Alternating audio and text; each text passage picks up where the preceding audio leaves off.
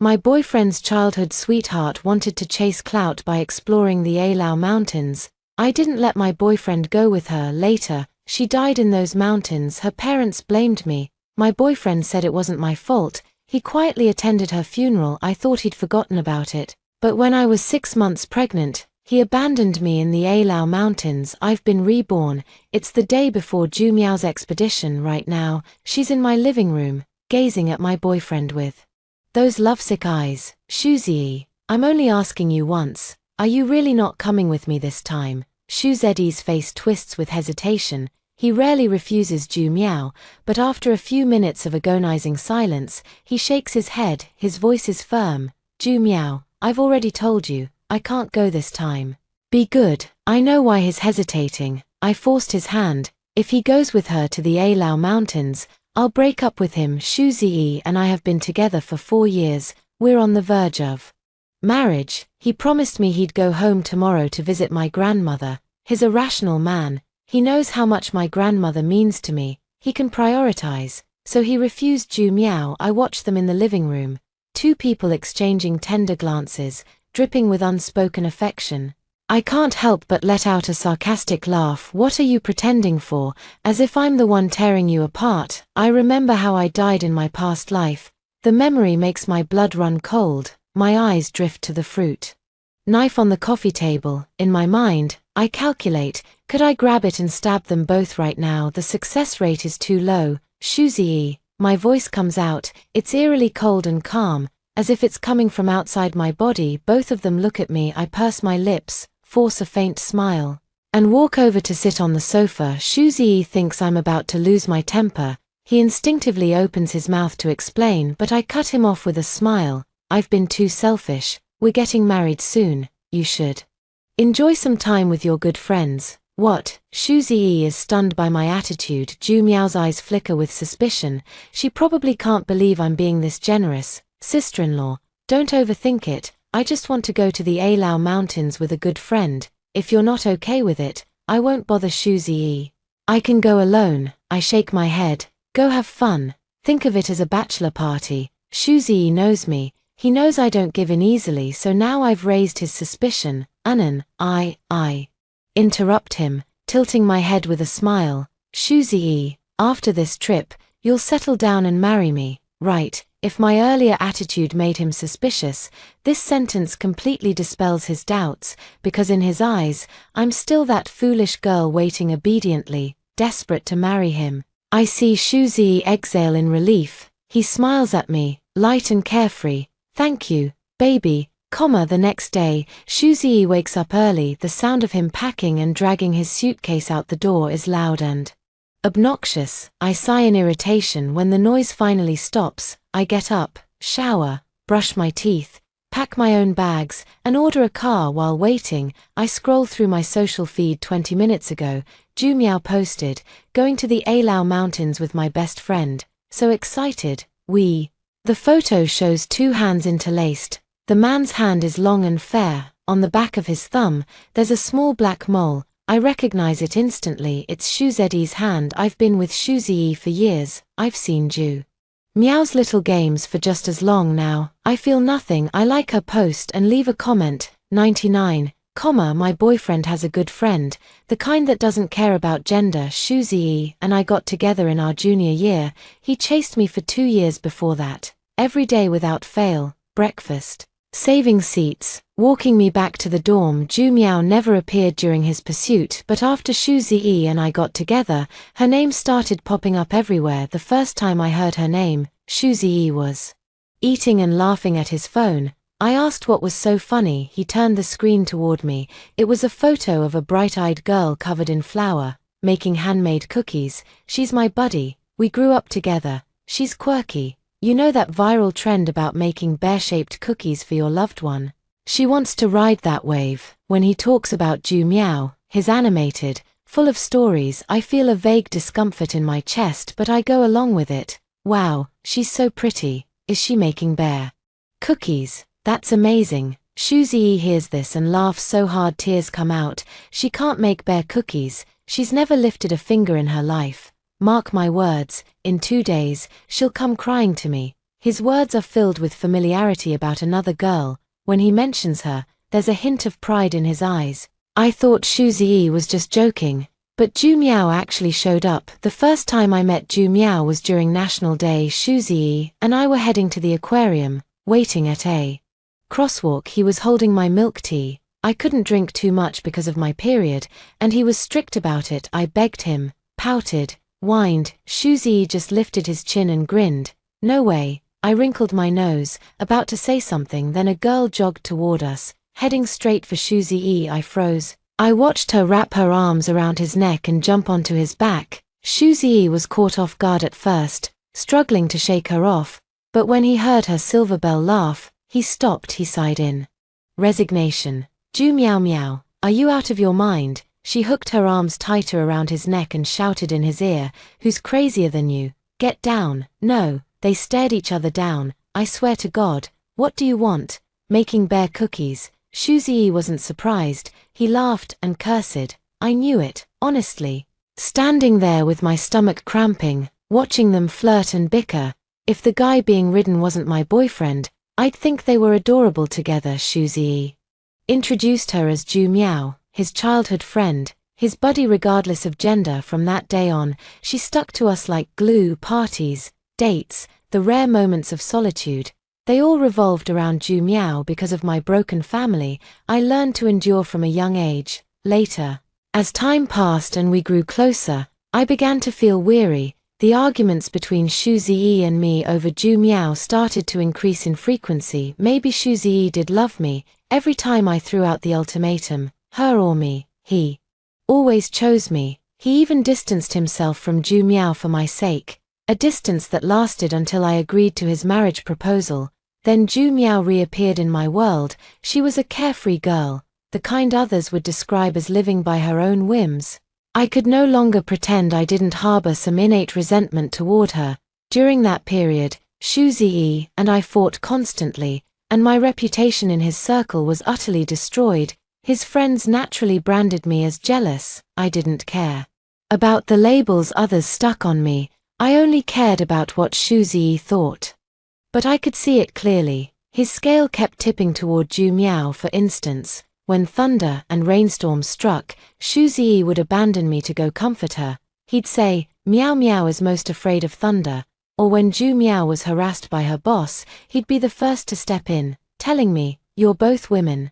Surely you understand how hard it is for her. By then, we were already engaged, and I felt numb. I told myself it wasn't a big deal, but in that backward village, a girl who was jilted would be drowned in people's gossip. I didn't care. I lived far away from that village, but my grandmother still lived there. Days passed, one after another. For a while, the Ailao Mountains became a hot topic.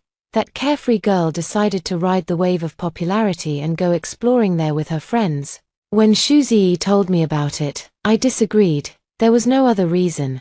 I knew the Ailao Mountains were fraught with danger, and I didn't want Xu Ziyi to take that risk. Call me selfish or calculating if you will. The only family I had in this life was my grandmother. Later, when Xu Ziyi and I got engaged, he cried at the engagement banquet, promising my grandmother he'd take care of me for the rest of his life. I didn't want even a single accident to befall him when forced to choose.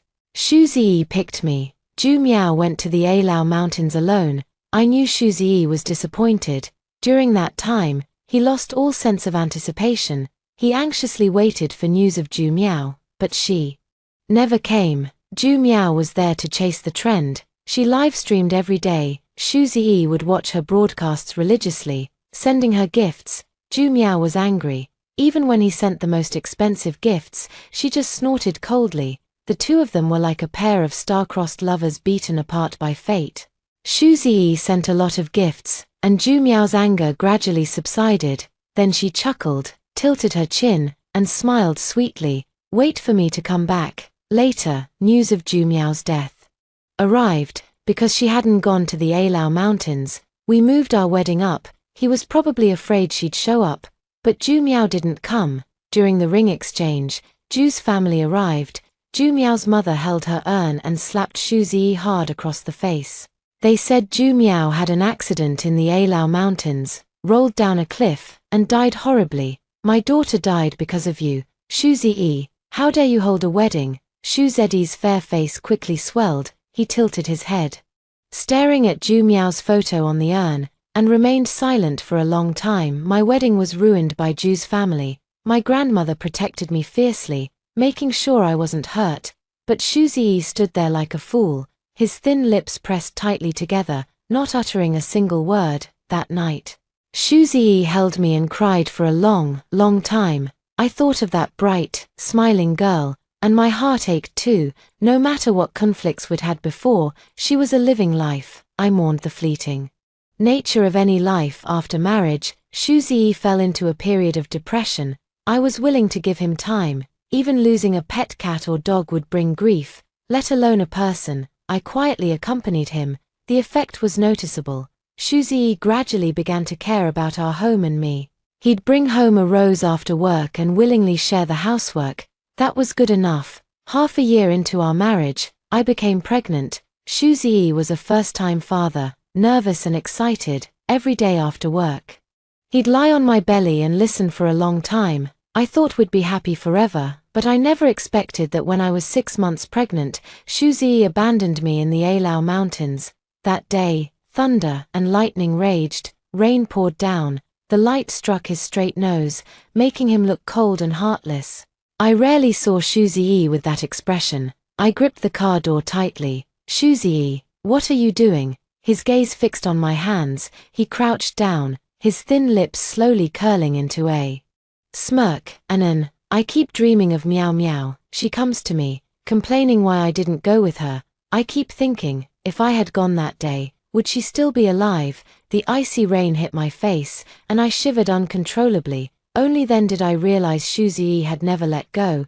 But what does that have to do with me? I stammered, my teeth chattering, my eyes wide as I screamed at him. Her death wasn't caused by me or our child. Are you going to take revenge on your own flesh and blood? You owe her this. His voice mixed with the rain, reaching my ears, so merciless, as cold and piercing as the rain itself. Shu Ziyi left, prying my fingers off the door one by one. He abandoned me deep in this mountain, home only to wild beasts. Silence fell all around, the rain gradually stopped, and the sounds of beasts drew closer. I ran barefoot, sharp thorns digging into my soles, blood streaming everywhere, a vivid red. I saw a woman in a white dress, panicked, chased by beasts. I saw her face gnawed beyond recognition, saw the unborn child dragged from her corpse. Everything was blindingly bright. I floated in the air, drifting farther and farther away. I woke up with a scream, instantly wrapped in a warm embrace. My grandmother held me, patiently patting my back, softly humming, "Go to sleep. Don't bother her anymore." This was the embrace I trusted and felt safest in, across 2 lifetimes. The searing heat pressed through my clothes, soothing my restless soul. Tears streamed down, and I sobbed aloud. After Shu Ziyi left, I had returned to my grandmother's side. My parents divorced when I was very young. Back then, they each wanted to start their own families, and everyone avoided me like the plague. My grandparents, seeing that I was a girl, didn't want me either. Only my grandmother, with her stooped back, carried me on her shoulders and raised me in this tiny mud house. After staying at my grandmother's for a few days, I had to leave because there were more pressing matters to attend to. As I was leaving, I looked at the wrinkles on the old woman's face, and my nose stung with emotion. "Grandma, what if I never get married?" Hearing this, my grandmother was visibly startled. The old woman didn't have much in the way of deep thoughts. She just desperately wanted me to find a good home.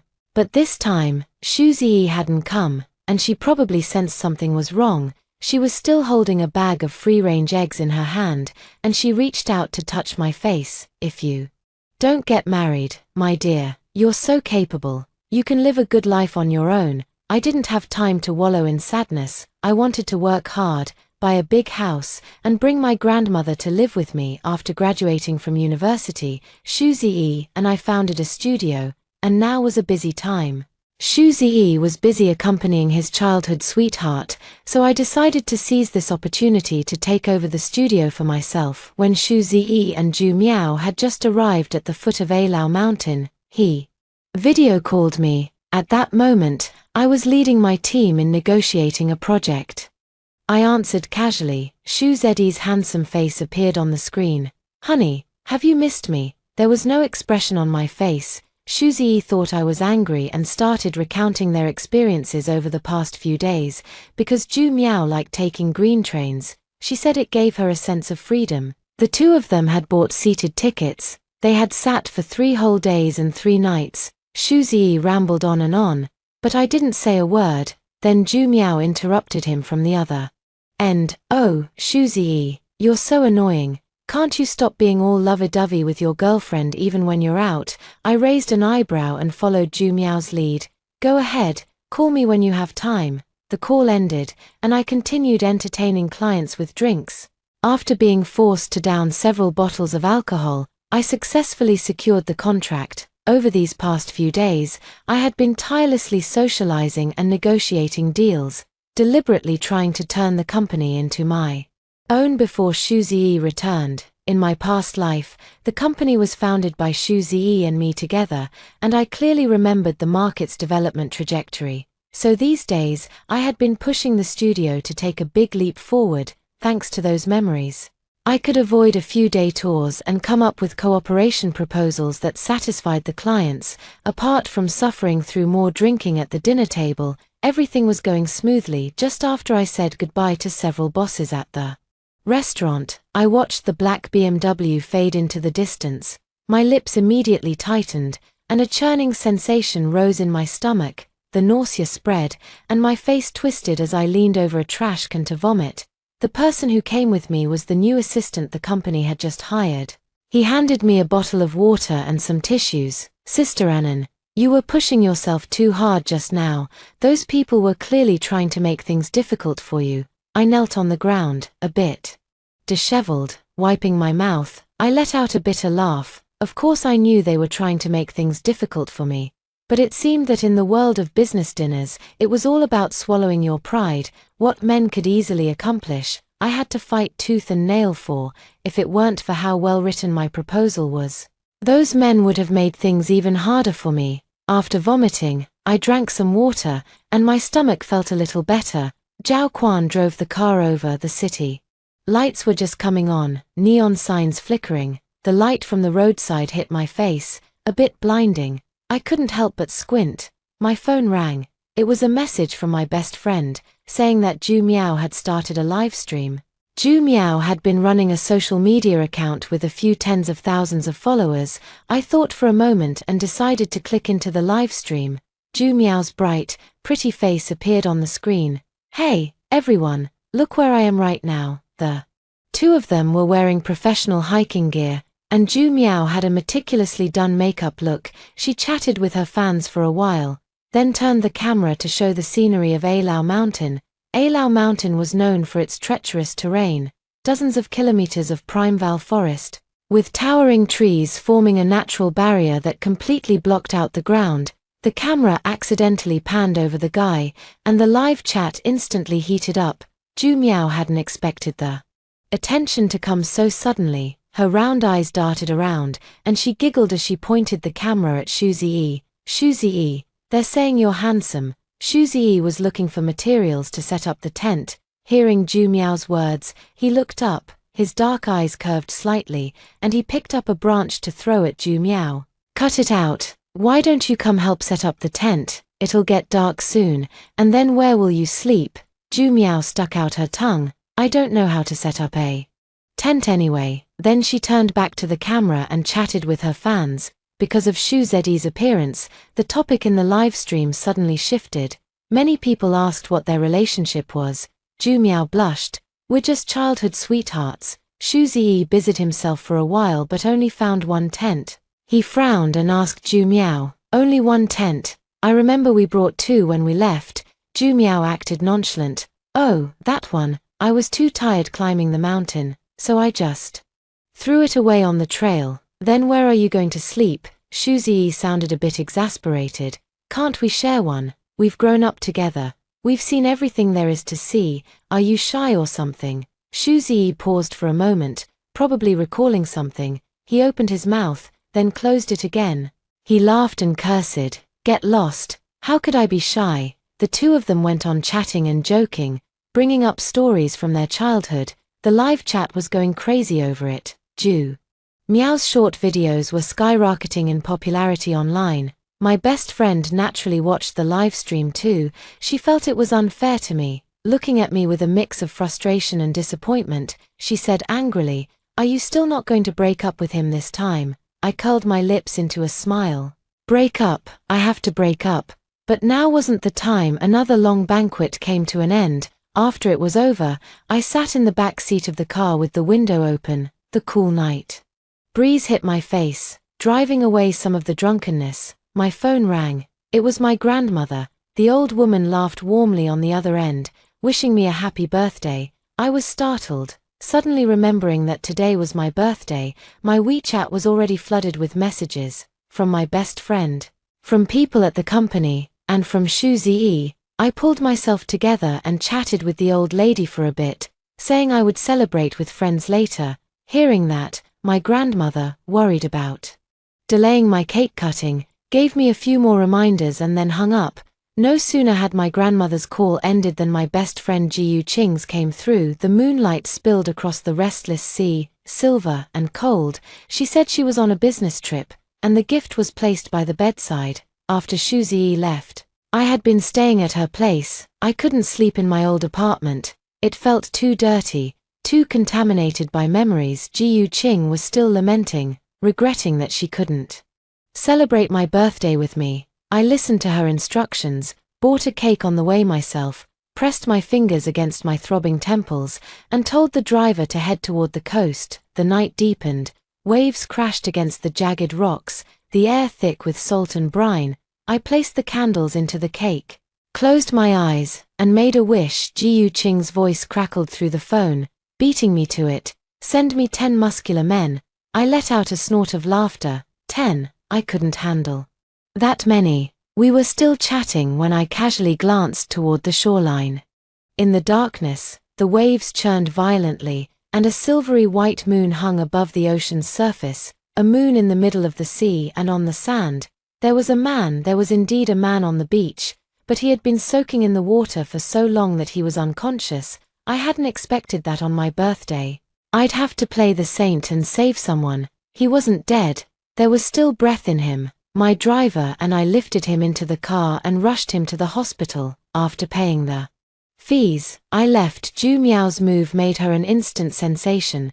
People these days love finding pure love in harems and romance in mysteries. Adventure-style livestreams are everywhere, but if you sprinkle in a hint of ambiguous romance, it's guaranteed to draw traffic. The two of them blew up online. Clips of their interactions flooded every platform. To be fair, Shuzi was a magnetic guy. With the added element of childhood sweethearts, it was impossible not to ship them. Their dynamic wasn't clingy, just occasional teasing, playful arguments, a refreshingly innocent love story. They spent 3 days in the Ailao Mountains without encountering anything unusual.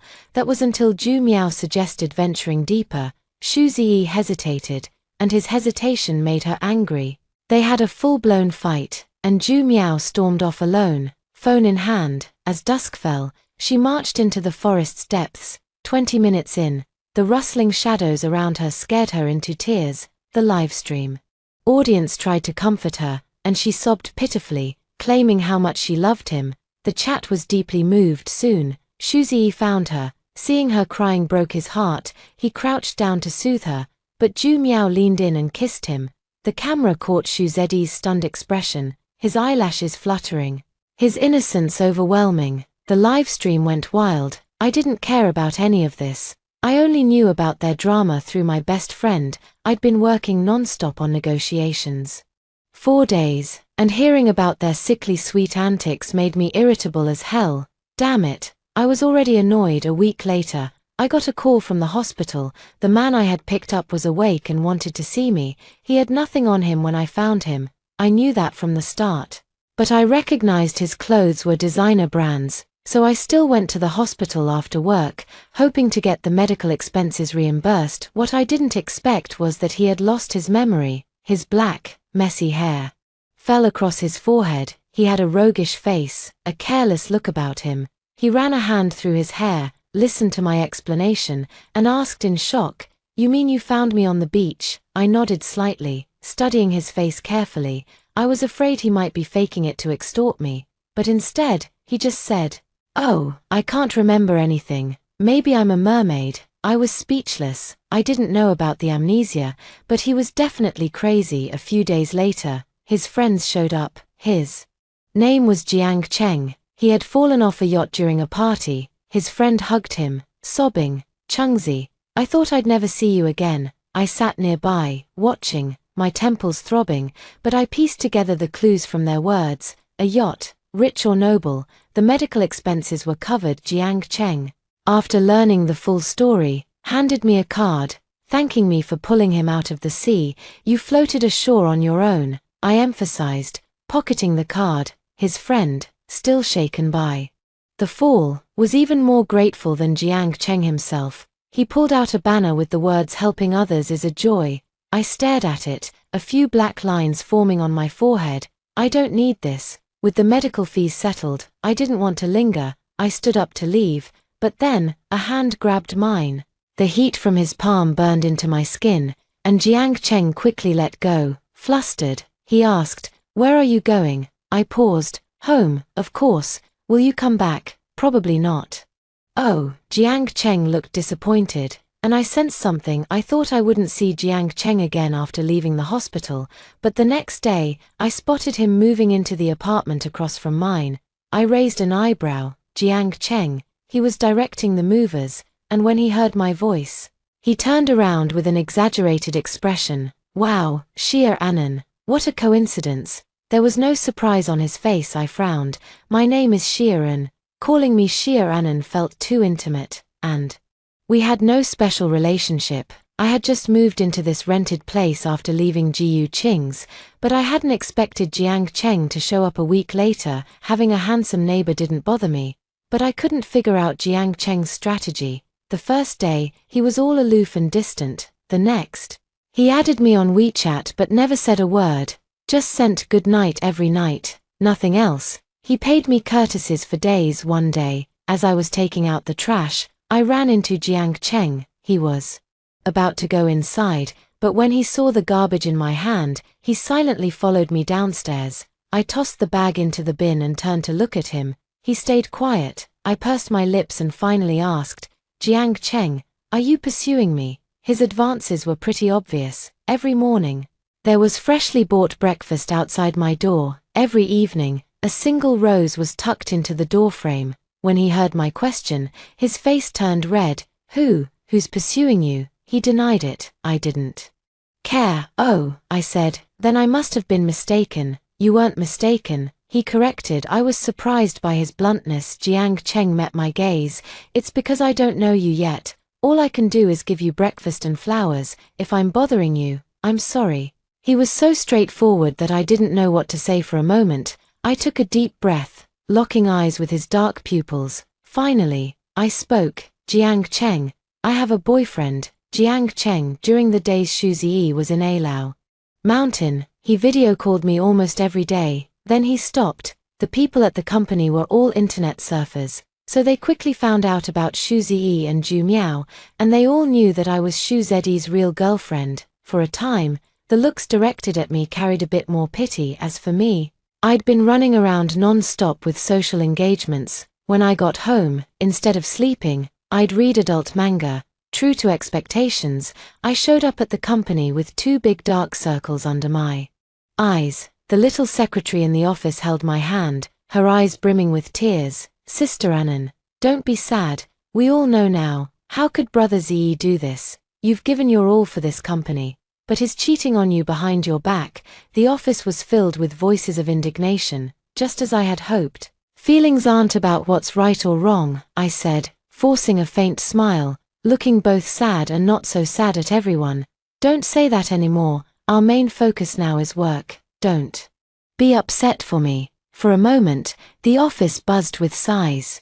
During the days Shu Ziyi spent exploring with his childhood sweetheart, he acted like a hands-off boss, turning a blind eye to the company. Meanwhile, I was busy day and night, caring for every employee's well-being. Everyone could see what I had done. Now, the scales had finally tipped in my favor after that day. Xu Ziyi really didn't contact me. Later, when I got his call, Xu Ziyi wanted to break up. On the phone, his voice was low, hesitant, and uncertain, as if he couldn't bear to let go of the relationship. I let out a cold laugh, then calmly said okay. After Jiang Cheng found out I had a boyfriend, his face turned completely dark. There were no more breakfasts or roses at the door. Even though we were neighbors, he deliberately avoided me, so we never ran into each other. Once, I did see him. I called out to him, wanting to say something. Jiang Cheng gritted his teeth. Xie Anan, what do you want to say? He stated his stance first. I'm not going to be a homewrecker, I just wanted to remind him that there was a piece of tape stuck to his butt. How did it turn into something about being a homewrecker?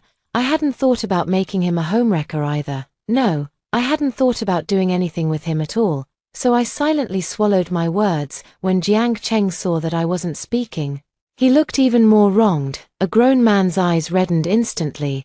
I had no idea where such deep feelings for me had come from. The next day, I came home from a social engagement, reeking of alcohol, fumbling with my keys to open the door behind me opened, the key turned, and the door swung open. Jiang Cheng called out to me, Xie Anan. I paused in my movements and turned to look at him. Jiang Cheng lowered his eyes, looking particularly aggrieved. Does your boyfriend mind a homewrecker? My brain short-circuited for a moment. Jiang Cheng awkwardly looked away.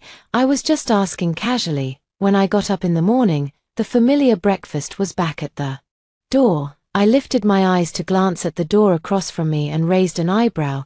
Was he really planning to be a homewrecker? Jiang Cheng started to become a regular presence in my home. I watched the thermos in his hand, and my eyelid twitched violently. Yesterday, he came into my place and saw me drinking cold water. It seemed he had remembered. Jiang Cheng said it wasn't good for girls to always drink cold water. I knew that. It was just that the apartment was newly moved into, and a lot of furniture was missing. I'd been busy with company matters, rarely had time to drink water at home, and hadn't bought a new kettle. I had just ordered one online yesterday. Today, he showed up with a new one. Thinking back to a few days ago, when Jiang Cheng heard I had a boyfriend and kept his distance, I found it a bit amusing. Aren't you afraid I have a boyfriend now? Jiang Cheng was washing the kettle in the kitchen. When he heard my words, his hand paused for a moment. Then, quickly, he lowered his eyes and curled his lips indifferently. So what? The one who isn't loved is the third wheel. Besides, this boyfriend of yours, is he really that qualified? I frowned, wondering how he could tell. Jiang Cheng lifted the kettle in his hand. He doesn't even know his girlfriend's home is missing a kettle. The relationship between Jiang Cheng and me became very strange. He liked to come to my place to cook and do laundry for me. Occasionally, we'd eat a meal together, and the atmosphere was pretty good. I withdrew that idea of not getting involved in relationships. That idea had been a self-imposed punishment, born from wallowing in the past and being trapped in the hurt Xu Ziyi had caused me. I shouldn't be afraid. I shouldn't be afraid to give my true feelings. Nor should I be afraid to receive someone else's true feelings. But Jiang Cheng was strange. He took care of almost everything around me, yet he never spoke up to ask for a relationship. I was busy with work. When I came home late, Jiang Cheng would have hangover soup ready in advance. That was something Xu Ziyi had never done in my past life. After the studio got on track, Xu Ziyi wouldn't let me work anymore. He said that when I worked, I didn't take care of myself, and it pained him. I had slowly let go of everything in those sweet words, staying home to be a good wife and mother. I never expected that, in this life, someone else would also be cooking and cleaning for me. This kind of life was really wonderful, I thought inappropriately. Men had enjoyed this kind of life for over 2,000 years. I looked at Jiang Cheng, who was sitting beside me, lowering his eyes as he held the hangover soup. My hand moved before my will, and I traced my fingers along his jaw. Jiang Cheng looked up, and I saw his Adam's apple slowly bob. Xie Anan. Jiang Cheng's voice was hoarse. That deep, magnetic voice hit my eardrums again and again. My mouth went dry, and then I leaned down to kiss his sexy Adam's apple. After that day, the relationship between Jiang Cheng and me changed. We grew closer and closer, but there was still something different. Jiang Cheng only ever ate at home, and whenever I invited him to go out together, he always refused. I didn't understand what he meant. Xu Ziyi and Zhu Miao's expedition to Alao Mountain wasn't over yet. Just as they were about to leave, news broke online that when the two climbed Alao Mountain, Xu Ziyi still had a girlfriend. Zhu Miao's actions were nothing short of being a mistress. The whistleblower wrote a very long article. The gist was that while Xu Ziyi had a girlfriend, the two of them had been flirting incessantly. The whistleblower was my best friend, Ji Yuqing, and the leak was orchestrated by me. She never liked Xu Ziyi or Zhu Miao anyway. So when she wrote the draft, she naturally couldn't help adding a bit of spice. The memory of my death in my past life was still vivid before my eyes. There was no way I was going to let this scumbag and his mistress off easy. Xu Ziyi couldn't defend himself because he was terrified I'd step forward and hammer the truth home. So, the online tide turned, and a torrent of abuse flooded in. Zhu Miao's live streams were drenched in insults. She was so obsessed with her image that every day, her face on camera was pale and ghostly. Under this relentless wave of cyberbullying, day after day, Zhu Miao proposed returning to the Alao Mountains. She absolutely had to ride this wave of hype deep. Inside the Alao Mountains, few dared to venture, and the world within was unknown. The two of them pushed deeper, clinging to a desperate hope, but in the dead of night, they were attacked by wild beasts. Xu Ziyi was bitten by a venomous snake. I learned about this while I was pinned down by Jiang Cheng. He was kissing my face haphazardly, pulling my hand to feel his abs, but the moment my fingers brushed against his stomach, he let out a low, breathy gasp. Big sister, look at me, okay, big sister, I don't want to be the other man.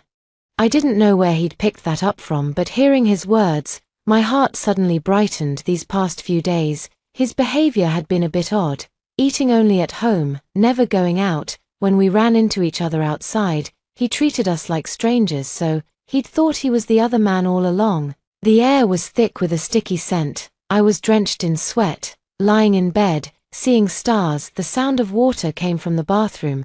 Something clicked in my mind, and I grabbed my phone, finding Zhu Miao's account. I hadn't expected her to be live streaming. She was already in an ambulance, her eyes blurred with tears as she aimed the camera at Xu Ziyi. His face was pale, eyes tightly shut, lips purple. Zhu Miao sobbed. "Nurse, please, save him," she cried helplessly, a sight that should have been moving. But no one in the live stream was touched. After all, if you truly loved someone, how could you pull out your phone to stream when they were in danger? Everyone wasn't stupid.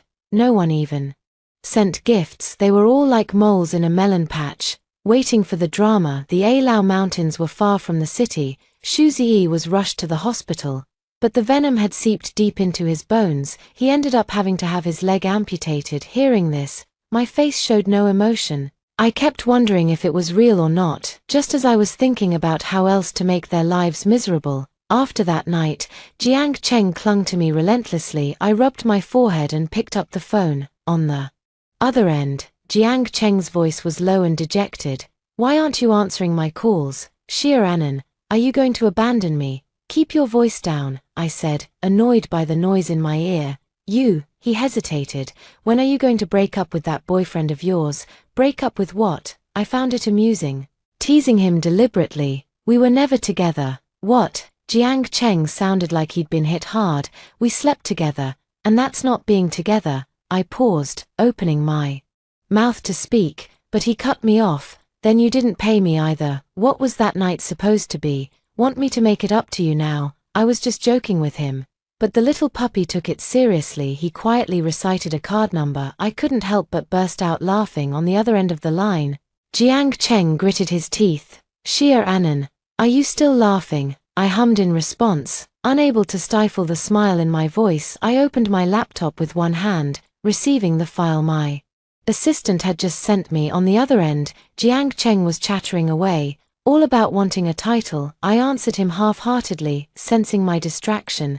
Jiang Cheng got angry. "Xia Anan," I replied, my voice natural. "What is it, boyfriend?" Jiang Cheng went silent on the other end. I didn't know if Xu Ziyi's amputation was real or not. After all, Jingbei was quite far from the Alao Mountains after that day. There was no news from him or Zhu Miao. It was really frustrating. A month later, Shu Ziyi started calling me non-stop. I knew then that the amputation was real. I answered his call. There was a long silence on the other end. Anan. I twirled a pen in my hand. My eyes lowered as I looked at the documents. Anan, just say something to me. Please, don't be like this, he begged. I clicked my tongue. Which leg did they cut off? Shu Ziyi fell silent. On the other end, I could faintly hear sobbing. I curled my lips, a feeling of relief washing over me. I comforted him a bit. Just rest easy and recover. The company is in my hands. Whether it was my attitude or something else, Shu Ziyi didn't say a word. Shu Ziyi returned to Jingbei 3 months later. By then, autumn had deepened in the city. He had a prosthetic leg. The first thing he did when he got back was head to the company. He didn't know that in these few months, I had already taken the company into my hands. I'd hired many new employees. There was no place for him in this company anymore. When Shu Ziyi left, he was full of ambition and pride. When he returned, he was missing a leg, looking old and broken. When he looked at me, his eyes were filled with tears. I was talking to my secretary at the time, my long hair tied up, wearing a casual suit, looking sharp and capable. Compared to Shu Ziyi, it was like night and day. No one in the company recognized him. Defeated, he had to walk over and talk to me himself. My face showed no expression. I told the secretary to go about her business. I raised an eyebrow. Recovered so fast. I pretended to look him over. Why didn't Zhu Miao come with you? Shu Ziyi's face went pale. He forced a smile. She has a live stream. Some old employees saw Shu Ziyi and came over to greet him, but unexpectedly, Shu Ziyi's face grew darker and darker. He probably knew what I'd been doing during this time. He stumbled into my office. He forced a smile. Anan, I didn't expect you to manage the company so well during this time. I smiled. After all, it's my own company. I have to put in the effort. A flash of pain crossed his eyes. Anan, now that I'm back, what do you think I should do? I looked at the computer, not even glancing at him, and continued, just keep resting. The company doesn't need you right now. Shu Ziyi's lips trembled, but he finally said, Anan, the company. I have a share in it too. What, do you need me to compensate you? Shu Ziyi, do you know what 3 months means for a company? The market is huge, and companies go bankrupt every day. In the months Shu Ziyi had been gone, this company could have gone bankrupt 30 times over. Shu Ziyi knew there was nothing he could salvage. He had to settle for the next best thing and signed the equity transfer agreement. When I was about to leave, he asked me, Anan, do we still have a chance? I didn't have time to answer because Jiang Cheng walked in with my meal, interrupting us. There's braised pork ribs today. You, Jiang Cheng's words froze the moment he saw Shu Ziyi. Hey, buddy, who are you, ex-boyfriend? I replied flatly. Shu Ziyi's face turned white. Jiang Cheng's face turned dark. I watched Shu Ziyi stagger out, his steps unsteady, and I sneered inside. Shu Ziyi, do you really think this is over? No, it wasn't over. I knew Zhu Mion's nature well. She loved freedom. No one could make her give that up. After Shu Ziyi got injured, the Shu family and the Zhu family fell apart. They were afraid Zhu Mion would abandon Shu Ziyi, like a stray dog shaking off a burden. A crippled Shu Ziyi could no longer join her in any activities. Gradually, she would see him as nothing more than dead weight. The mundane grind of daily life is far more complicated than romantic fantasies. They would argue, they would fight, they would hurl the most hurtful words at each other like daggers. What followed was inevitable. Zhu Mion's betrayal. She cheated on him. I arranged it. I just didn't expect her to fall so easily. She came home to pack her bags, and Shu Ziyi caught her. They had a massive fight. I don't know what Zhu Mion said, but I heard Shu Ziyi grabbed her by the throat and nearly choked her to death. Shu Ziyi felt that after everything he had sacrificed for Zhu Mion, her betrayal was unforgivable. His resentment festered. He hired someone to run Zhu Mion over with a car. I had known all along. Shu Ziyi never truly loved Zhu Mion. He loved only himself. Shu Ziyi's life became a tangled mess. The money I had given him to buy shares was mostly squandered. He had been a golden child since birth. The most bitter thing he'd ever tasted was probably black coffee. He tried to start a new company, but I interfered at every turn. It failed. He lost even more money. The golden child fell from his pedestal. A few more months passed, and Shuzi suddenly came looking for me. He was completely unhinged, staring at my belly. Anan, where's your child? Jiang Cheng stepped between us. My gaze fell on Shuzi. He kept repeating the same sentence. Where's the child? I curled my lips into a cold sneer. What child? Shuzi gestured with his hands. We should have had a child, about this big. He stared at my flat stomach, unable to believe it, and at that moment, I finally felt a wave of pure disgust. It was like the child died, and now he shows up with milk. The snot was already in his mouth, and suddenly he learns to lick it clean. Jiang Cheng drove him away. I heard the news of Shu Zed's last breath while I was still signing a contract. My face showed no emotion every step of this. I had calculated I had died once, so Shu Zi had to die once too. Later, the company gradually stabilized. I began to carve out a life of my own. I bought a big house and moved my grandmother in. I traveled, and through it all, Jiang Cheng stayed by my side. In the distance, the sun slowly rose, the wind howled, whipping against my windbreaker, making it snap. I looked at Jiang Cheng beside me and asked him, "Why do you love me?" Jiang Cheng froze for a moment, then smiled. That time I fell into the water. I thought I was going to die. I thought I would never see the light again. But then I opened my eyes, and someone was breathing air into my mouth. The night was so dark, but the moonlight hit her face, and she was so beautiful. I always believed I was saved by a mermaid. I thought, I have to get close to her. I have to see if she really has a beautiful tail. And now, I asked him, "Did your dream shatter when you found out I don't have a tail?" Jiang Cheng shook his head. He curled his lips, his gaze fixed on me, stubborn and earnest. "Shir Anan, you're not a mermaid, you're something even more beautiful than a mermaid." He said I was the light. I paused for a moment, then laughed. "That's right, I am the light. I can illuminate others, and I can illuminate myself." Next, let's listen to the next story. The childhood friend replaced my Sprite with liquor, and I ended up in the ICU. Come on. He didn't mean it. I lay in the intensive care unit, my entire body aching, my heartbeat having just returned to normal. Didn't mean it. I stared at my dad. I almost died. My dad walked over to me and lowered his voice. "Shasha, don't blow this out of proportion. You two grew up together. Don't let this ruin the bond between our families." He didn't do it on purpose, I told him. I took cephalosporin. I looked at the man standing behind my dad, his head bowed.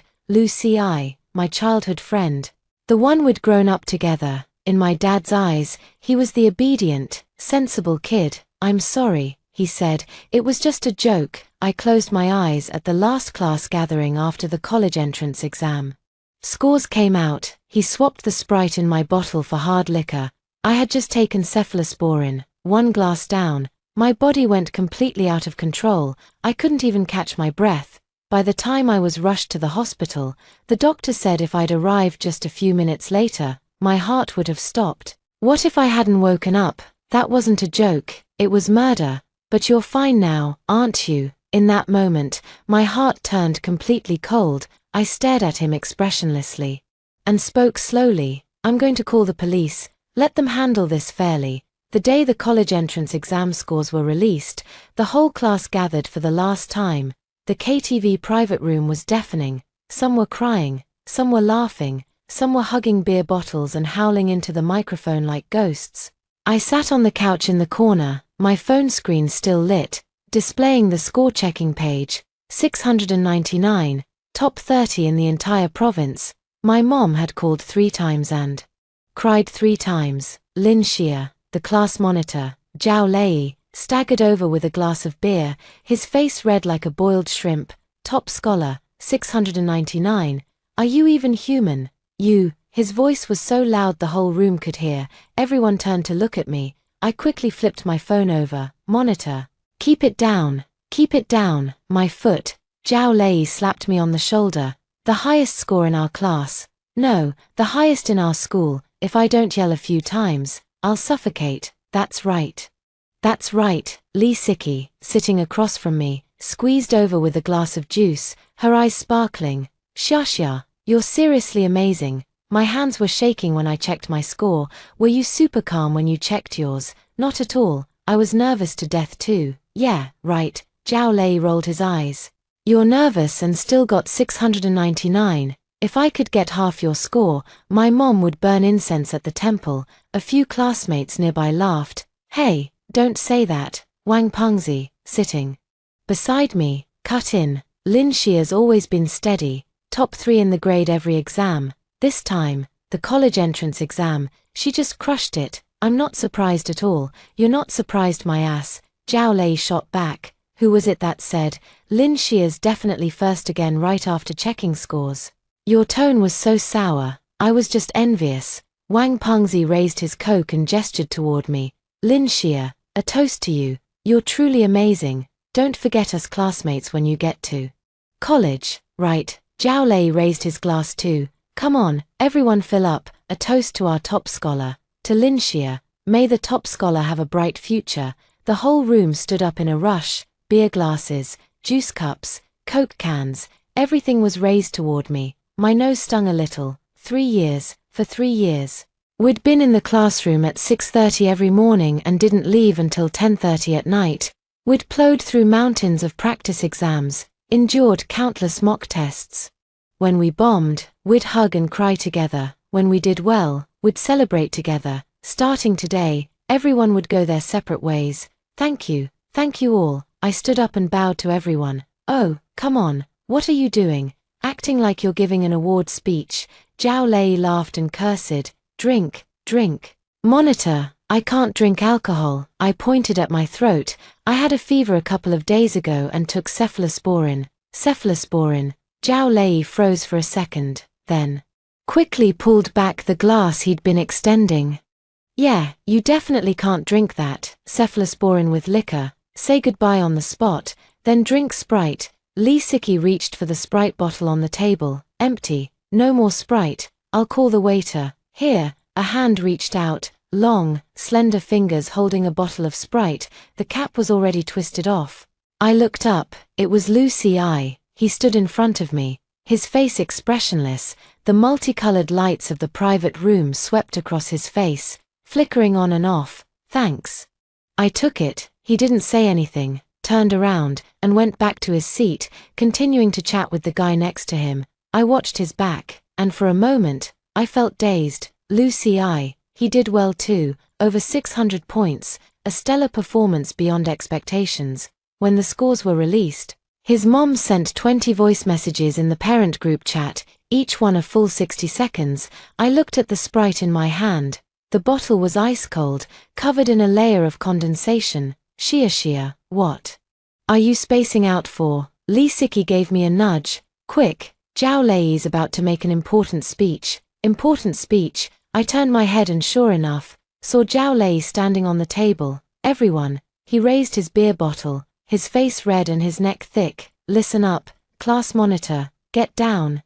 The waitstaff is watching. I don't care, just let me indulge this once. Zhao Lei waved his hand grandly. Today is the last gathering for our Class 8, senior year. Starting tomorrow, we all go our separate ways. Some will go to Tsinghua or Peking University, some to second-tier schools, and some might have to repeat a year. No matter what, Zhao Lei, thank you all for 3 years of companionship. His voice trembled a little. The private room fell silent. Our class, he sniffled. Our class is the best class. Our homeroom teacher, old Jew, is the best homeroom teacher. And all of you, our classmates, are the best classmates. In the future, if anyone makes it big out there, don't forget to treat old Jew to a meal, right? Someone shouted. Come on. Zhao Lei raised his bottle to the highest. To Class 8, senior year. To our youth. To Class 8, senior year. To youth. Everyone stood up. All the glasses were raised into the air. I stood up too. I raised the bottle of Sprite in my hand. The rim touched my lips, and I felt the icy sensation against them. I tilted my head back. I took a big gulp. The moment the liquid hit my throat, my entire body went rigid. Something was wrong. This wasn't Sprite. It was pungent, burning, like a ball of fire scorching its way from my throat all the way to my stomach. It was alcohol, high-proof liquor. Lin Xia, what's wrong? Why is her face so pale? The sounds around me suddenly became distant. Like there was a thick layer of water between us. The bottle in my hand fell to the floor, the liquid spilling everywhere, the sharp smell of alcohol filling the air. My heart started pounding wildly. It beat like it was trying to leap out of my throat. I couldn't breathe. It felt like someone had grabbed my throat. My vision started to blur. The ceiling was spinning. The walls were spinning. Everyone's faces twisted into strange shapes. Lynchia, is she having an allergic reaction? She took cephalosporin. Call 120. Forget 120. Take her to the hospital directly.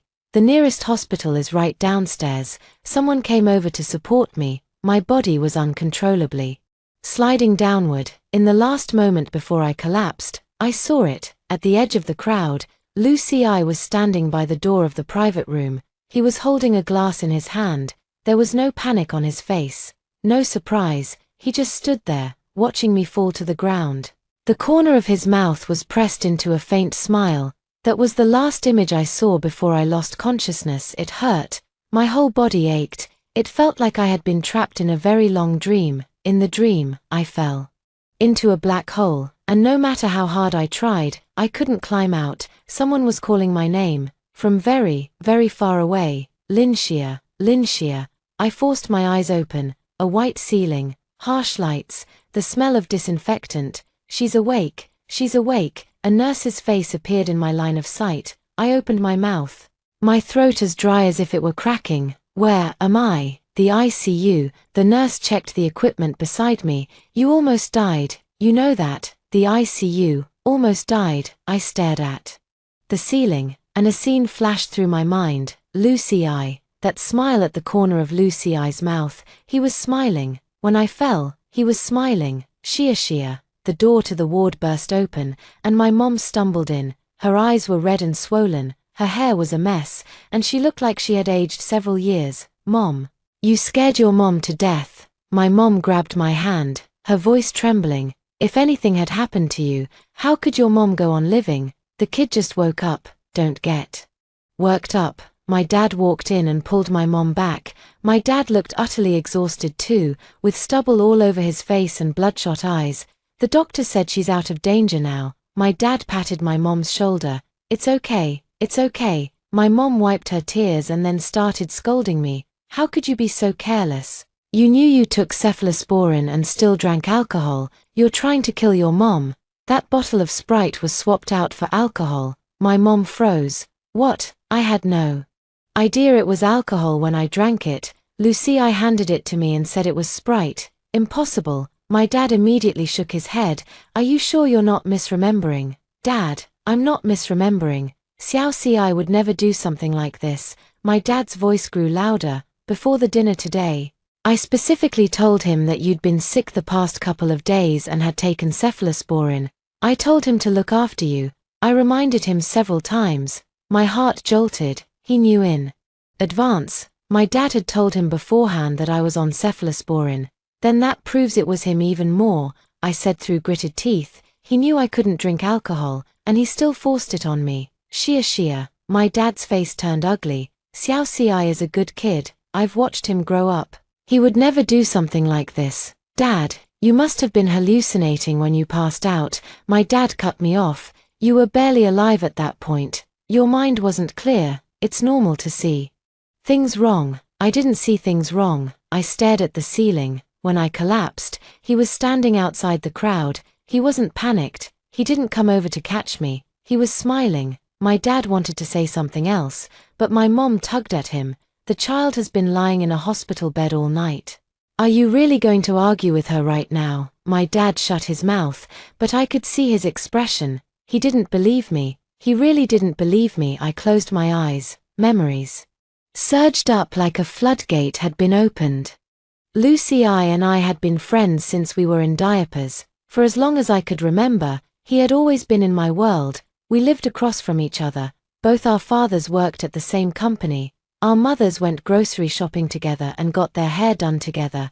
I shared my toys with him, and he saved his snacks for me. When kindergarten let out, the two of us would walk hand in front, while the four adults chatted and laughed behind us. People who passed by would always say, "These two families are so close." His father was my father's lifesaver. Every time the story came up, my dad's eyes would redden. During the Great Flood of 1998, they were both young men in their early 20s, sent together for disaster relief. When the dam broke, the floodwaters charged like a wild beast, and my dad was swept into the current. It was Uncle Lou who swam over desperately, using his own body to block a log that the flood had rammed into him, dragging my dad back to shore. Uncle Lou's back was scraped raw and torn open. It took over 40 stitches, leaving behind a massive scar that looked like a centipede. Without your Uncle Lou, there would be no me, no you, no this family of ours, my dad would say every time he got drunk, and then he'd pat my shoulder. Nyan nyan, you have to remember, our family owes the Lou family a debt that can never be repaid in a lifetime. I remember, I have always remembered. When did things start to change? Lucy's grades weren't good. It showed from elementary school. Every parent wants their child to excel, but Lucy's grades never met his parents' expectations. And I, on the other hand, always did well. I was always in the top 3 of my grade, so Lucy's parents would always compare me to him in front of him, using me as a standard to encourage, or rather, to force, him to study harder. Kids care a lot when their parents compare them to other children. Over time, Lucy didn't have the guts to talk back to his parents, so he took all his anger out on me. When I was 7, Lucy threw my favorite doll into the trash. I went to his mom to tattle, and she beat him with a broom. That night, he knocked on my door and took my brand new watercolor pens. The next day when I looked for them, they had all been cut to pieces and left at my doorstep. Who told you to tattle? He said, chin raised. Serves you right. When I was 10, on my birthday, his parents gave me a dress. When I wasn't looking, Lucy poured ink all over it. I never wore that dress again. When I was 12, the school organized a poetry recitation competition, and I took first place. During the award ceremony, Lucy shouted from the audience right in front of everyone, Lynn Shear is a bookworm. Everyone laughed. I cried. When I got home, I sobbed in my blanket all night. When I was 16, his parents asked him about his grades, and he said, far worse than Lynn Shear, then slammed the door to his room. The next day at school, I received an envelope. Inside was a single sheet of paper with just one sentence written on it. Can you fail just once? At the time, I thought, is this guy mentally ill? I have never met anyone like him. To outsiders, he was always gentle and polite. His teachers praised him for being sensible. His elders said he was steady. Even my mom would say, other than his grades, this kid is perfect in every way. Only I knew, he saved all his venomous words, all his vicious tricks. For me, he treated me like a trash can, a trash can to hold all his resentment and bitterness. Shia, my dad's voice snapped me back. Listen to your dad on this. There must be some misunderstanding. That kid Xiao I want to call the police. My dad froze. What did you say? I said, I want to call the police. You're insane. My father shot up from his chair. Call the police. Do you even know what that means? Don't you know the relationship between our two families? I almost didn't wake up. It might have been a mistake. He's still young, careless. He's 18 years old. I cut him off. He knew I'd taken cephalosporin.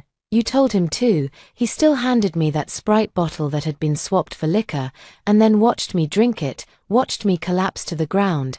This wasn't carelessness. This was deliberate. Shia. If I had reacted a second slower last night, if I had swallowed a few more mouthfuls of that alcohol, if I had arrived at the hospital half an hour later, Dad, you wouldn't be watching me in a hospital bed right now. My father fell silent. After a long moment, he finally spoke. No matter what, we'll settle this behind closed doors. I'll have Uncle Lou teach him a good lesson. Make him apologize to you. I'm calling the police. You. Just then, the hospital room door swung open. Lucy walked in. Behind him were his parents. Shia's awake. Lucy's mother hurried over, her eyes red-rimmed. How are you feeling? Any discomfort? I looked at her. This woman had been good to me since I was a child. She had knitted me sweaters, taken me to amusement parks, saved seats for my mom at parent-teacher conferences. I couldn't bring myself to be cold toward her. Auntie, I'm okay. That's good. That's good. She let out a sigh of relief, then turned her head to call out to Lucy. What are you doing standing in the doorway like a post? Come in. Lu Ci sauntered in slowly. He was wearing a white t-shirt and jeans, his expression indifferent, betraying nothing unusual. Lin Xia, feeling better. His voice was perfectly normal, his tone was perfectly normal, as if nothing had happened last night at all. I stared into his eyes. Lu Ci, why did you try to harm me? The room went instantly silent. Lu Ci's parents were both stunned. Xia, what are you saying? Lu Ci's mother looked from me to Lu Ci. Harm you how? Last night, the Sprite I drank, I enunciated every single word. Lu Ci handed it to me. Inside was liquor. I had taken cephalosporin. I almost died. Lu Ci's mother's face turned ashen in an instant. Lu Ci. She whirled around and grabbed Lu Ci by his clothes. Is what Xia said true? Did you really give her liquor to drink? Lu Ci took a step back, shaking off his mother's hand. I don't know what she's talking about.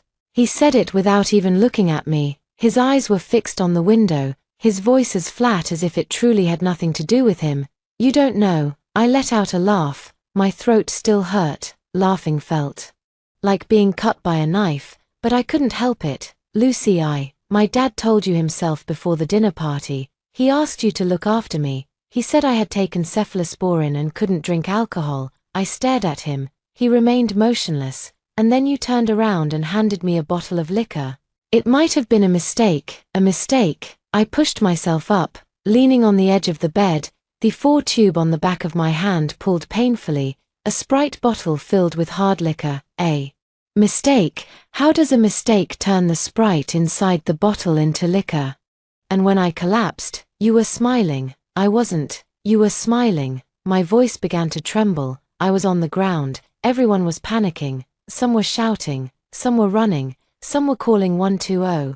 And you were smiling. I was scared. If you were scared, why were you smiling?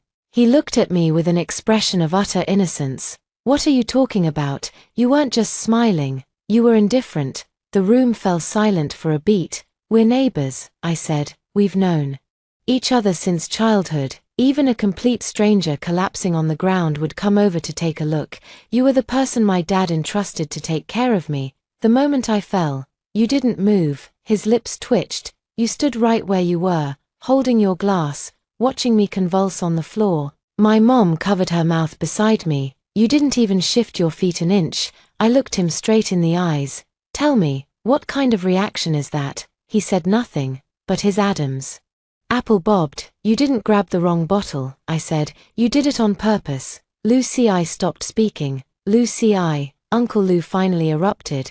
His voice so loud the entire hospital room vibrated. You explain yourself right now. What the hell is going on here? Dad, talk. Lu Ci's shoulders flinched. He slowly raised his head, looking at me. Suddenly, something new appeared in his eyes, something I had never seen in them before. It was hatred, naked, undisguised hatred. Fine, I'll talk. He curled the corner of his mouth. I swapped it. Lu Ci's mother's legs gave way, and she nearly fell. His father's face was ashen. He swung his hand and slapped him across the face. Slap. The crisp sound of the slap exploded in the hospital room. Lu Ci's head was knocked to the side, and a trace of blood seeped from the corner of his mouth, but he was still smiling. I was just trying to pull a joke. He wiped the blood from the corner of his mouth, his voice light and airy. She did so well on the exam, and I didn't. When you guys came back and kept comparing her to me, it got on my nerves. I just wanted to prank her a little, make her look foolish. You call that a joke? I stared at him, unblinking. Do you realize you nearly killed me? But you're fine now, aren't you? When he said that, his face wore an expression of utter indifference, as if my life, in his eyes, was no different from a toy. You're lying here safe and sound now, right? He shrugged. The hospital just patched you up. What's with all the drama? Drama? I nearly died, and he called it drama. At that moment, I suddenly felt like the 18 years of patience I'd endured were nothing but a joke. He genuinely thought this was a trivial matter. Lu Ci, I took a deep breath, locking eyes with him. Do you think I won't do anything to you? He met my gaze. That same smirk still lingered at the corner of his mouth. What can you do to me? His eyes held a reckless confidence. It was just a joke. Besides, you're fine now. I didn't look at him anymore. I turned my head. I looked at my parents. I want to call the police. The smile on Lucy I's face froze. What did you say? Call the police. I enunciated each word clearly. Intentional injury. This is a criminal case. Lynchia. My dad panicked. Don't be impulsive. I'm not impulsive. I looked at him calmly. I've been awake since last night and thought about it for a whole night. I've never been more clear-headed than I am right now. Are you trying to ruin me? Lucy I's voice suddenly turned sharp. Lynchia, what about the relationship between our families? And when you switched the drinks, did you think about the relationship between our families? I said it was just a joke. You knew I had taken cephalosporin. Lucy I opened his mouth but couldn't find the words. Shia. Lucy I's mother suddenly grabbed my hand, tears streaming down her face. Shia, listen to Auntie. Xiao I knows he was wrong. Don't call the police. If you do, his whole life will be ruined. Auntie, I almost died. I know, Auntie is sorry. It's Auntie's fault for not teaching my son well. She sobbed uncontrollably. You can vent however you want. Hit him, scold him, anything. But please don't call the police. He still has to go to college. I looked at this woman who had doted on me since I was a child. She was crying so pitifully. I almost wavered. That's when my mom stepped forward. She walked to the bedside, stood in front of me, and faced the Liu family. The child just woke up and needs rest. My mom's voice was calm. You should go back for now, sister-in-law. Go back for now. My mom's stance was firm. Lucy I's mother wanted to say more, but Lucy I's father held her back and let out a sigh. Let's go. Let Shia recover properly. They started walking out. When Lucy I reached the door, he turned back and glanced at me. That look held no remorse, no fear, only certainty. He was certain I wouldn't call the police. He was certain my dad would talk me out of it. He was certain that with so many years of friendship between our families, I wouldn't have the nerve to do it. He knew me too well. He knew the Lynchia who had been bullied by him since childhood but never fought back. But what he didn't know was, this time, Lynchia had lain in the ICU for a whole night. She had come within a hair's breadth of never waking up. The hospital door closed. My dad turned around, looked at me, his voice hoarse. Shia, if you call the police, the bond between our two families will really be broken. Dad, I looked at him. Do you think my life is worth more than the bond between our two families? My dad froze. Last night, if I had taken one more sip, if I had been taken to the hospital a little later, you wouldn't be standing here now talking to me about bonds. My dad's hands were trembling. He sat down and was silent for a long time. When he looked up again, he seemed to have aged 10 years in an instant. Do what you think is right. His voice was low. I'm on your side. My nose stung. I knew how hard this decision was for him. On one side, a lifelong friend, a brother who had saved his life. On the other, his own daughter. He was caught in the middle, torn between two bonds he couldn't let go of. Dad, yeah, thank you. He didn't say anything. He stood up and walked out of the hospital room. My mom squeezed my hand and followed him out. I lay alone in the hospital bed, staring at the ceiling. That image surfaced in my mind again. The smirk at the corner of Lucy I's mouth. I picked up my phone and dialed 3 numbers. Hello, is this 110? I'd like to report a crime. 2 hours later, a male and a female police officer arrived. The man was in his 40s. Surnamed Zhong, with a square face that gave off a very steady air. The woman was about 27 or 28, surnamed Liu, with a ponytail, holding a notepad. Lynchia, right, Officer Zhong showed his badge. We received your report and are here to understand the situation. I nodded and recounted everything that had happened last night from start to finish. I emphasized 3 key points. First, I had taken cephalosporin, and my dad had informed Lucy I about it in advance. Second, Lucy I personally handed me a bottle of Sprite that was actually high-proof liquor. Third, when I collapsed, Lucy I's abnormal calmness and smirk were unsettling. Officer Liu's pen scratched across the paper as she wrote. Officer Zhong asked, "Do you have any evidence? The KTV where we had the gathering should have surveillance footage. We'll retrieve it." Officer Zhong closed his notebook. "First, focus on recovering from your injuries. We'll notify you if there's any progress." The two officers had barely left when my mom walked in. She was carrying an insulated thermos. "And it was my favorite chicken soup. Mom, have some soup first." She poured it into a bowl. "Your grandma simmered it all morning." I took it and drank a sip. Warmth spread from my stomach through my limbs. "Mom, do you think I was wrong too?" My mom was silent for a moment, then said, "You almost died." She paused again. "Nothing else matters. You being alive is what's real." My eyes instantly turned red. My dad stayed with me at the hospital for 2 days. He hadn't shaved, hadn't changed his clothes. He barely spoke, spending most of his time sitting by the window, staring blankly outside. I knew he was hurting inside, but I didn't know how to comfort him. 2 days later, I was discharged. To avoid awkwardness, I didn't go home and stayed at my grandma's place. Grandma's house was in the old town. Not big, but very tidy. The balcony was full of pothose vines, cascading down like a green waterfall. On the second night at Grandma's, I got a call from the police. "Linshia."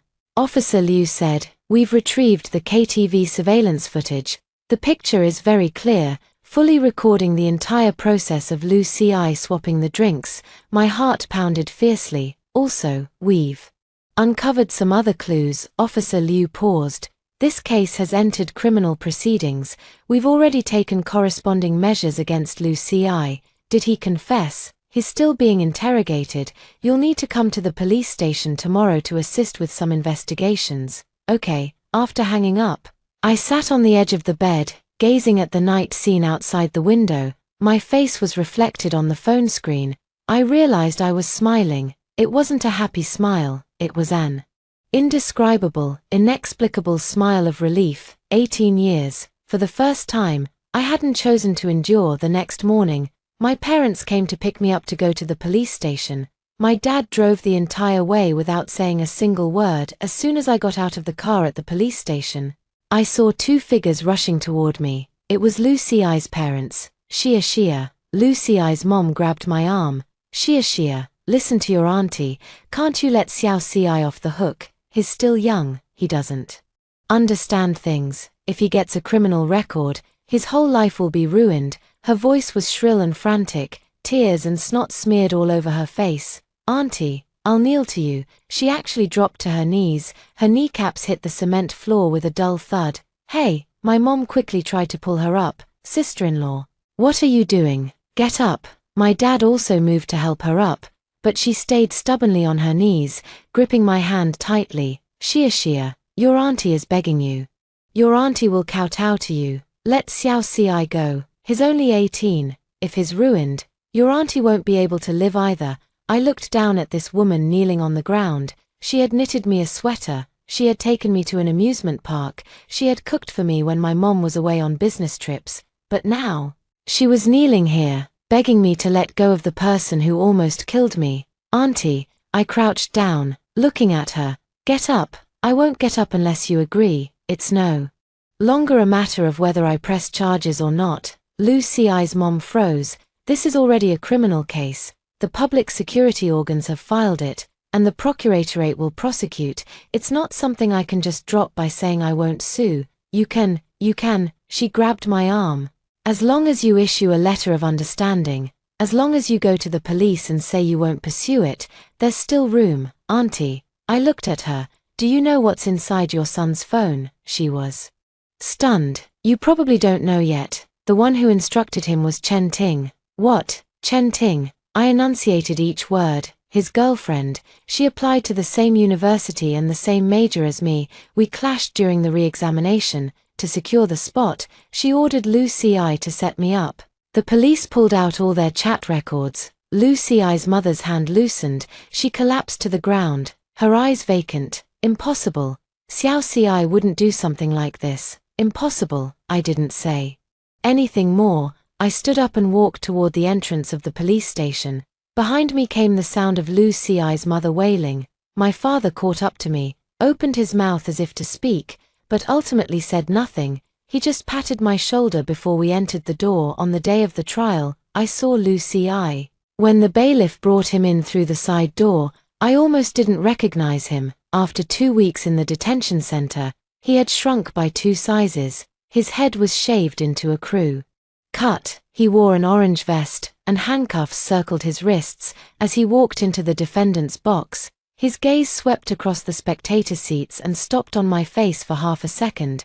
In that half second, his eyes were still hard, no guilt, no remorse, only a stubbornness that said, "Let's see what you can do to me." "Please have the prosecutor read the indictment."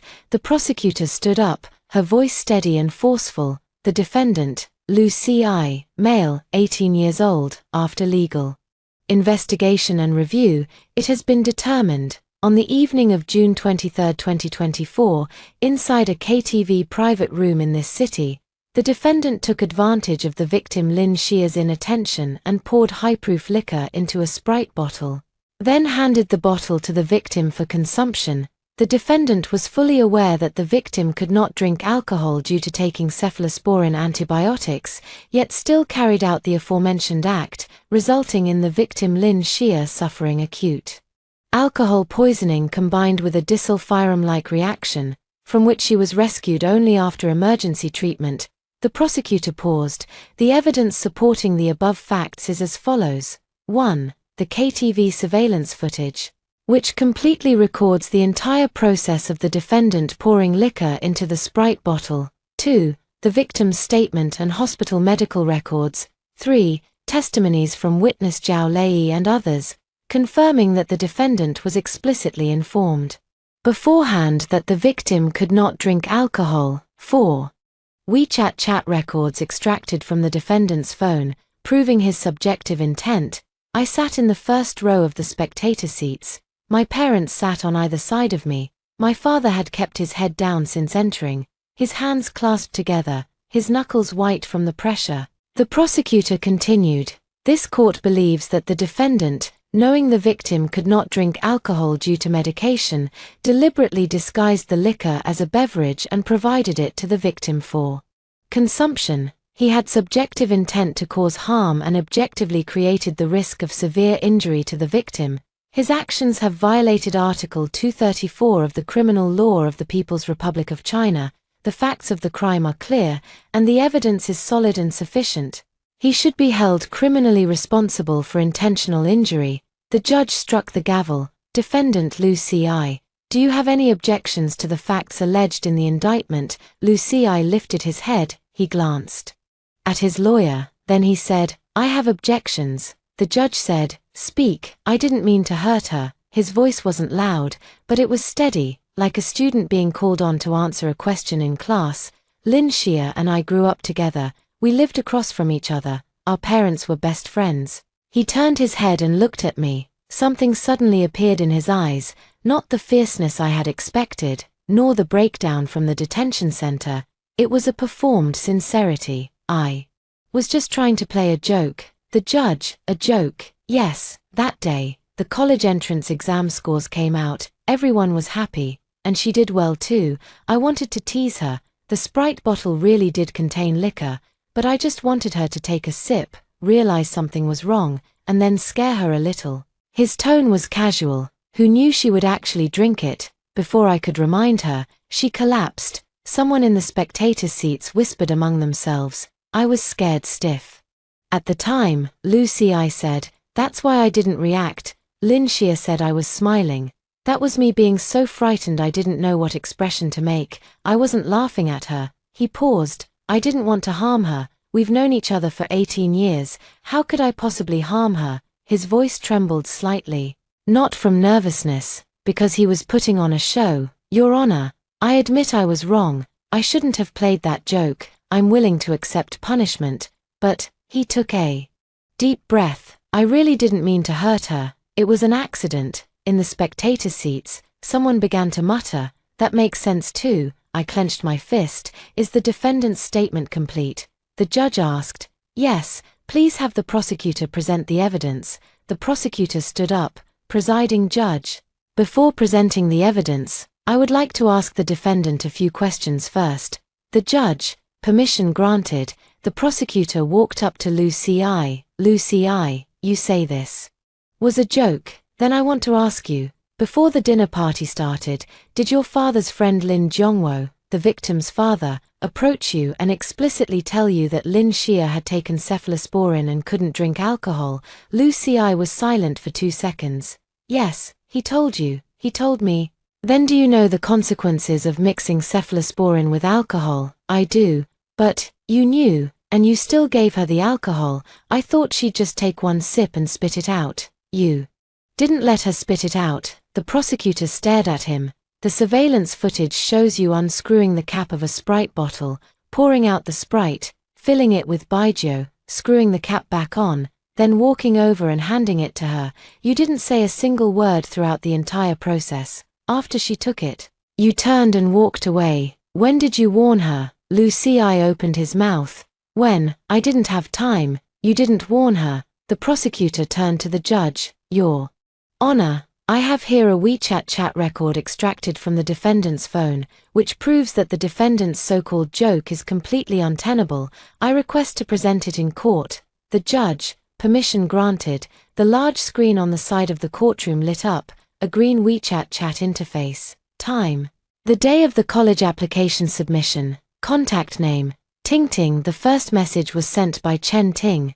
Ting Ting, Lin Xia also signed up for that major. Her Gaokao score is higher than mine. She's a sure bet for the interview. Lu Xi, she signed up too. Ting Ting, yeah, I saw her name on the list. Only 1 person from our city gets accepted. If she goes, I'll definitely be cut. Lu Xi, don't worry, I'll think of something. The screen scrolled down.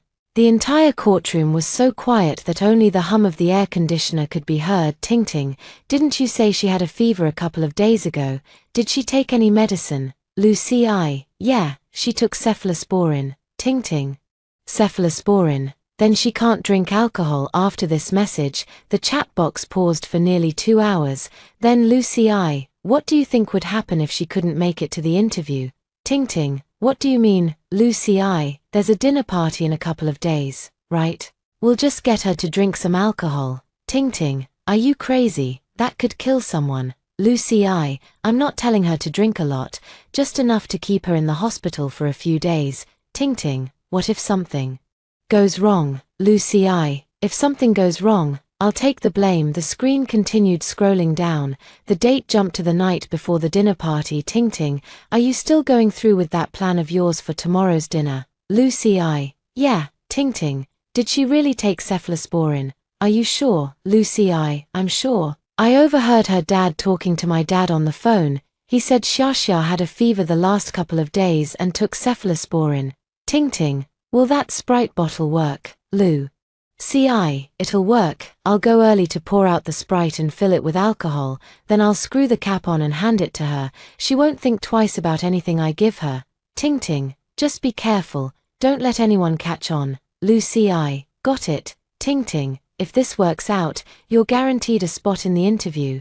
If something goes wrong, just say you had nothing to do with it, and put it all on me. Ting Ting, okay. Ting Ting, don't actually do anything serious to her. Lu Xi, don't worry, I know what I'm doing. The screen froze on the last line. Don't worry, I know what I'm doing. The courtroom was silent for a full 5 seconds, then it erupted like a bomb had gone off. Lu Xi stood in the defendant's box, his face as white as paper, his lips moved, but no words came out. Defendant. The judge's voice overpowered the noise from the gallery. Do you have any explanation for the chat record presented by the prosecutor? Lu Xi said nothing. Defendant. He opened his mouth, his Adam's apple bobbing up and down several times. This isn't. His voice had completely changed. It was no longer the steady performance from before, but the panic of something being torn apart. This isn't everything. There's more before this. The chat record has been fully extracted. The prosecutor said, the timestamps are continuous, without any deletions. Your Honor, this chat record clearly proves, first, that the defendant knew the victim had taken cephalosporin before the incident, second, that the so-called joke was premeditated, third, that the defendant's motive was to clear the competition for his girlfriend. The prosecutor turned his head and looked at Lu Xi. Let me ask the defendant one more question. A premeditated plan, confirming the victim's medication in advance. thinking ahead to use a Sprite bottle as a disguise, discussing the cover story in case something went wrong. And you tell me this is a joke? Lu Ci's lips were trembling. This is intentional injury. The gavel fell. The prosecutor may continue presenting evidence. The subsequent trial. Lu Ci barely lifted his head again. His defense attorney tried to argue for a lighter sentence, saying he had just turned 18, that he had been momentarily confused, that he was led astray by others, but those words passed right through my ears.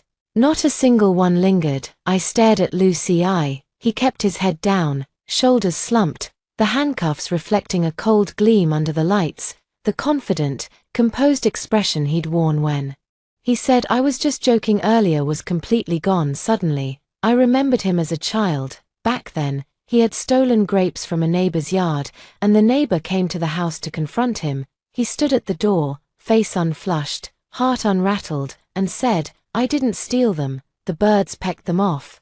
He never needed to draft a lie, but this time, he couldn't talk his way out of it. An hour later, the judge announced a recess, with sentencing to be scheduled for another day. As Lu Ci was led out by the bailiffs, he passed by the spectator seats. He didn't look at me. He kept his head down, like a puppet that had all its strings cut. 10 days later, the verdict came down. My parents accompanied me to the courthouse to hear the sentencing.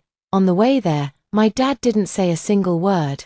He'd been talking less and less lately. Sometimes he'd sit on the sofa, staring out the window in a daze, and that would last the whole afternoon. My mom said he couldn't sleep at night. Tossing and turning, I knew there was a knot in his heart. Uncle Lou had saved his life, and now he had sent Uncle Lou's son to prison. Dad, you didn't do anything wrong. My dad didn't answer. His grip on the steering wheel tightened. The courtroom wasn't crowded. Lu Ci's parents sat in the last row. When I came in, Lu Ci's mother glanced at me. Her gaze wasn't hate, nor was it resentment. It was the emptiness of a heart that had died. When Lu Ci was brought in, he was even thinner than on the day of the trial. He stood in the defendant's box, his expression wooden. When the judge read the verdict, he didn't move an inch. The defendant, Lu Ci, is convicted of intentional injury and sentenced to 1 year of imprisonment, suspended for 2 years.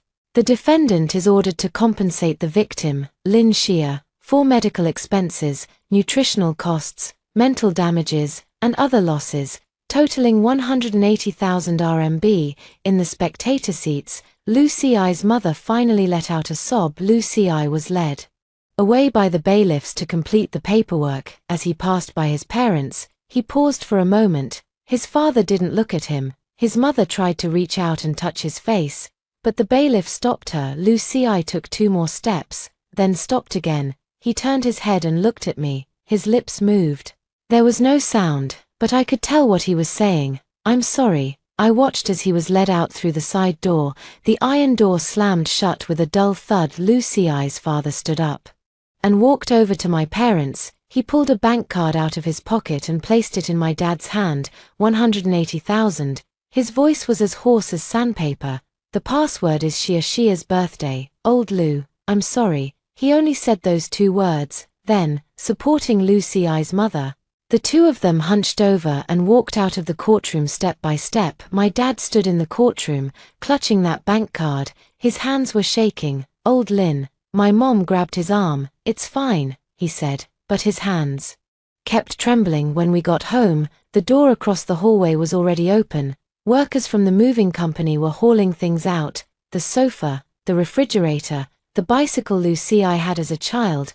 There was a little figure I had drawn on that bike. I used chalk to draw it when we were in kindergarten. And Lu Ci's mother could never wipe it clean no matter how hard she tried. Now it was being loaded onto the truck. I stood in the hallway, staring at the door plate across the way. For 01, I had looked at that door plate for 18 years. Starting today, it would bear someone else's name. Chen Ting's outcome was similar to Lu Ci's. As an accomplice to intentional injury, she was sentenced to 1 year of imprisonment, suspended for 2 years. Her student registration was also revoked. The university she had schemed so hard to get into would have nothing to do with her for the rest of her life. People said she cried even louder than Lu Ci in the courtroom. She kept repeating that she was forced by Lu Ci. That the line in the chat logs saying if things go wrong, blame it all on me was the evidence. She said she was a victim too. She said she had advised Lucy not to do it, but the judge asked her, after you advised him, why did you still send a message the day before the gathering to confirm the plan? She had no answer. Later, I heard that the day after Chen Ting received her verdict, she went to Lucy's house to block his door, not to apologize, not to beg for reconciliation. It was to curse him out, to call him stupid, to say he had no brain for using WeChat to discuss this, to say he had ruined her. Lucy stood at the door, not saying a word. After she finished cursing, she left. From then on, she never came looking for Lucy again. His number was blocked, WeChat deleted. All social media accounts were deactivated. It was as if a person named Chen Ting who had loved him had never existed in this world. I saw what happened next in the news, a local social news piece. A very short one, the kind you could scroll past with 2 swipes on your phone, but I didn't scroll past it. The headline read, "Man pushes ex-girlfriend downstairs over relationship dispute during probation, sentenced to prison." Recently, a deliberate injury case occurred in a certain residential area of our city. The suspect, Lu Mao, male, 18, due to a relationship dispute, pushed his ex-girlfriend, Chen Mao, female, 18, from the 3rd-floor stairwell. Chen Mao was rescued and is out of immediate danger, but her spine was damaged. Diagnosed as paraplegia, requiring a wheelchair for the rest of her life, it is understood that Lu Mao had previously been sentenced to 1 year in prison with a 2-year probation for intentional injury. This incident occurred while he was still within the probation period. The court legally revoked the probation, sentencing Lu Mao to 10 years in prison, to be served concurrently with the previous sentence. 10 years. I read these 2 words out loud to my phone. It was snowing outside. Grandma was frying meatballs in the kitchen. The oil sizzled loudly, filling the entire house with the aroma of meat. Xia, come taste if it's salty enough. Coming. I locked my phone and ran into the kitchen. Grandma picked up a meatball, blew on it to cool it down, and stuffed it into my mouth. How is it? A little bland. Then I'll add more salt. The snow outside was falling heavier now. I stood at the kitchen doorway, watching the snow through the window. Those snowflakes fell, landing on the cars downstairs, on the bare tree branches, on the roof of my dad's car. My dad had driven today to pick up my mom from work. The apartment across the way had new neighbors now, a young couple with a little girl who had just learned to walk. 2 days ago, I bumped into her on the stairwell. She was hugging her mom's leg, peeking out at me with half her face. I smiled at her. She shrank back. I thought about how, when she grows up, she'd also make new friends in this building, run up and down the stairs, and wave from the balcony to the kids across the way, just like so many years ago, when Lucy and I did, but her story would definitely be different from mine. Xia, your phone is ringing. Oh, I ran back to the living room to answer the call. It was the courier. My re-examination admission letter had arrived. I tore open the EMS envelope and pulled out the notice stamped with the school's red seal. The paper was pure white, and the ink still carried the fresh smell of printing. Admission notice, student Lin Xia. Based on a comprehensive evaluation of your interview and written exam, you have been admitted to the Chinese Language and Literature program of our university's College of Liberal Arts as a 2024 undergraduate freshman. I read each word, one by one. Then I crouched on the living room floor and buried my face in my knees. I wasn't crying, I was laughing.